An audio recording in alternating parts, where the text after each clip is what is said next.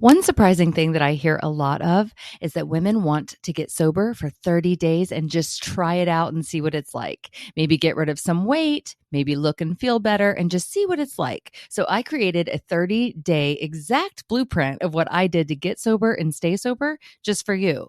It's guided by me, self-paced by you, so you can take it as much or as little as you want. And there are 30 lessons in there, plus bonuses on moderation, on what to expect, on how to kill a craving. And you're also going to get calming techniques, yoga poses, tons of self-care, and we even make mocktails together. It is a blast, and you're going to come out feeling like $1,000,000. Whether you choose to stay sober or drink a little bit more thoughtfully, totally up to you. I'm not judging here at all. You can go to vibewithstephanie.com/glow-up. You have a community waiting for you and your free journal to go with your glow up. I can't wait to see you on the inside. Let's talk about the 9 reasons you are not staying sober. I know you're probably wondering, man, I keep trying to get sober. I tried to stay sober last week and I failed. And you're probably beating yourself up about it. I don't want you to do that, but I do want to offer some clarity. So here are 9 reasons that you're not staying sober, and these are in no particular order. One of these is you don't want to get sober. Could that be?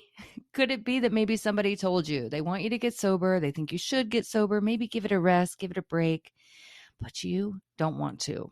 And there can be a million different reasons why you don't want to. There could be fear. There could be FOMO. There could be fear. I think it usually comes down to fear, maybe fear of failure or fear of success. What happens if you do quit? Are you going to be one of those boring sober people now? So that's my number 1, is you may not want to. Number 2, maybe you're not taking it seriously. Maybe you think it was going to be easier than it is. Maybe you're like, oh yeah, I'll get sober, no big deal, watch this. And then you fall on your butt because it's not as easy as that. Even if you're not a full-blown alcoholic, even if you just drink on Friday nights, cutting out that habit can be harder than you think. And if you don't take it seriously and have a plan and know what to expect, then you're probably going to fall on your butt again and therefore not stay sober. Number 3, denial. This is a big one. Most of us think for so long that there is no problem. It's not that bad, so we don't have to fix it. And then therefore we don't take it seriously. So denial. You may think, well, I only binge drink on Saturday nights. Well, we're only supposed to have 2 glasses of wine, like per sitting. So if you're binge drinking even once a week, it is definitely messing up your brain chemistry. But it's probably causing you to have a little bit of denial. You probably look forward to that binge drinking session every week, all week long. Maybe that's your reward. So denying that you have a problem at all is going to keep you from actually getting sober. Refusing to get help. That is number 4. I am in this same boat as you. When I knew that I had to get sober, I knew I wasn't going to go to AA. We all know that.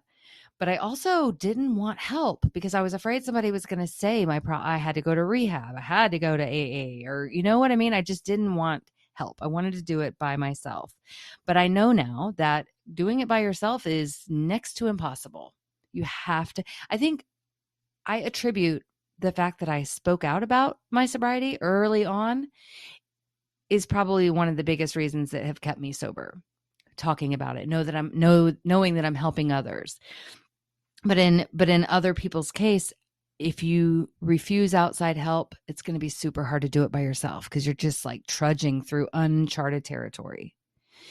Reason number 5 that you may not be staying sober is because you don't want the label. This one is so me all the way. Rejecting the word alcoholic or alcoholism. Wanting no part of that. That word cringing me out so much caused me to probably keep drinking at least another maybe 5-10 years because I didn't want the label.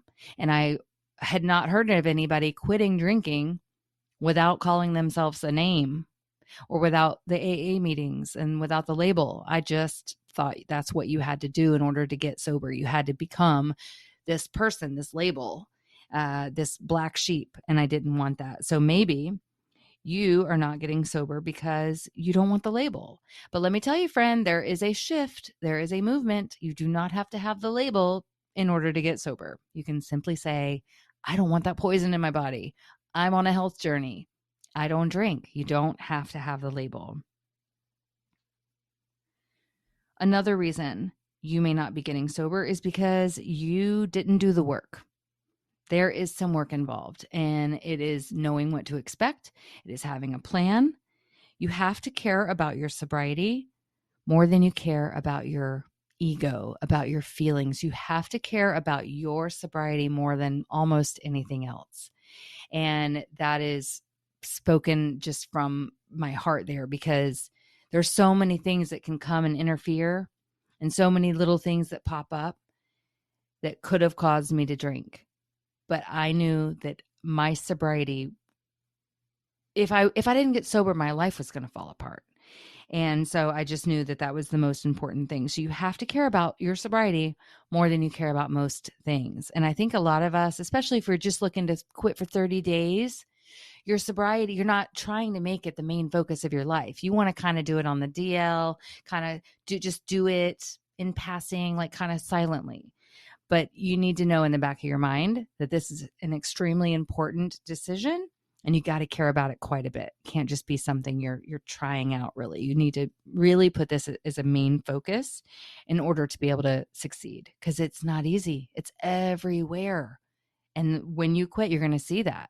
It's everywhere. So you need to know what to expect and have the tools to be able to handle any kind of thing that may come up in that 30 days, if that's what you're looking to do, is 30 days.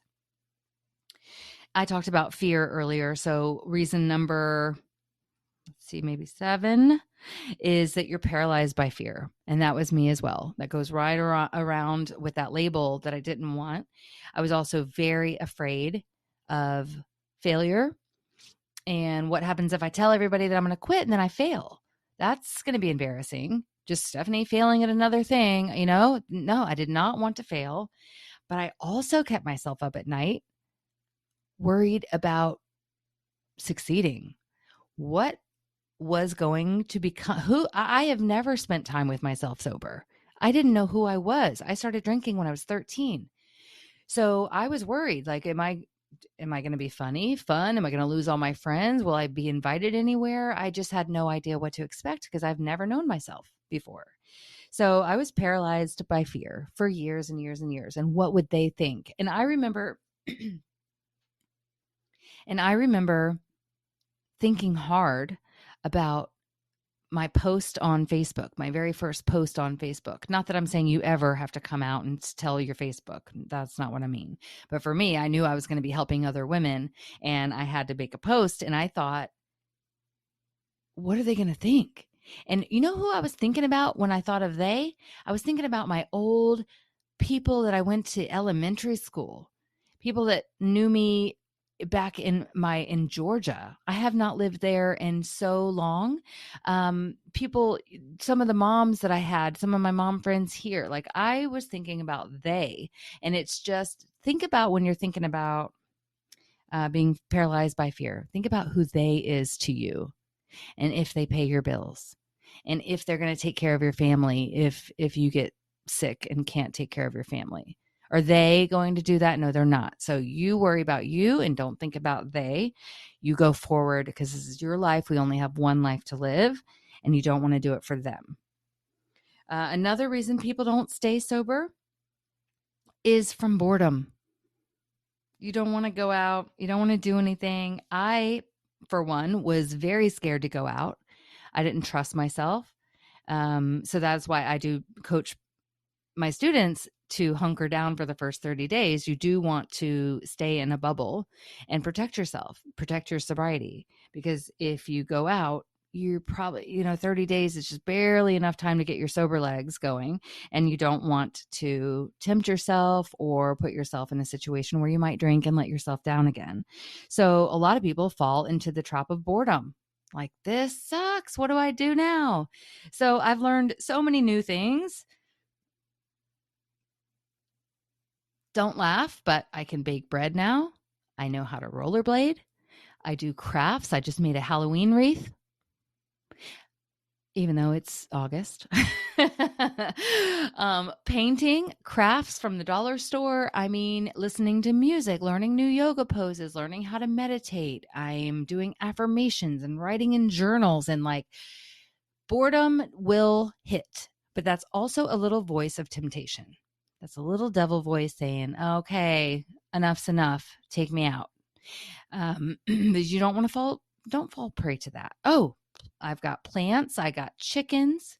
There's all kinds of things you can do to improve your life and let that boredom fade away. Because I promise, once you get past the first 30 days of all that temptation, the boredom does kind of go away. You get to know who you are. You're having fun again. You've got a purpose to live. You're more productive than you've ever been in your whole life, starting businesses and podcasts, and Lord knows what you'll start when you're free from these chains of alcohol. So don't let boredom get you down, because it's temporary, and you're going to find yourself having a lot more fun without it.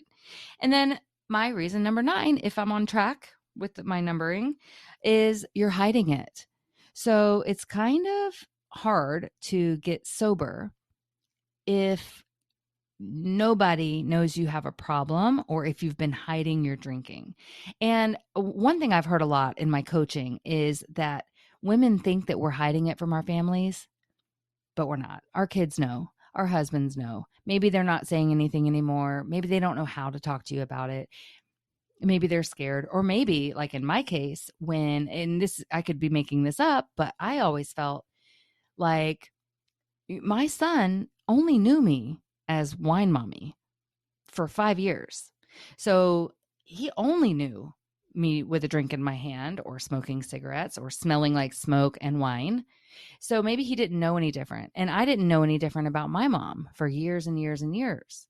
Even when she asked me to make her a vodka cranberry before I got on the school bus one morning, I didn't know what that was. I didn't know that that wasn't normal.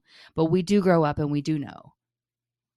It's in my face now, right? She's gone. She passed away, cirrhosis of the liver, and she didn't hide it very well. But me being a little kid, I didn't really know what was going on. So they will know, or they will find out. So you might as well stop hiding it and just come clean, at least with yourself. I'm not saying you have to go to them and do all these things, but maybe just come clean with yourself and acknowledge that you're probably not hiding it as well as you think you are. So just because, I know it's hard to say I'm going to quit if nobody knows there's a problem, but they do know that there's a problem. I can assure you that you're not hiding it as well as you think you are. So those are my 9 reasons. And I hope that maybe something jumped out at you and you're like, oh, well, that's why I keep failing, because of this, or this. And you can respond to these and send me a message and let me know what you think of these podcasts. And if this helped at all, or if any of the reasons resonated with you and maybe the reason you're not getting sober. But I'm here to support you, and you can always go check out 𝗙𝗏withstephanie.com, and you can get lots of more tips and support and information there. All right. Thanks for listening. Have a great day. Have you signed up for the Mindset Masterclass yet? I'm doing one every month. They are totally free. It is so much fun, and it's amazing to get to see the beliefs that we hang on to about alcohol. We are going to break through those beliefs and start with a fresh, clean slate so that you can quit drinking once and for all.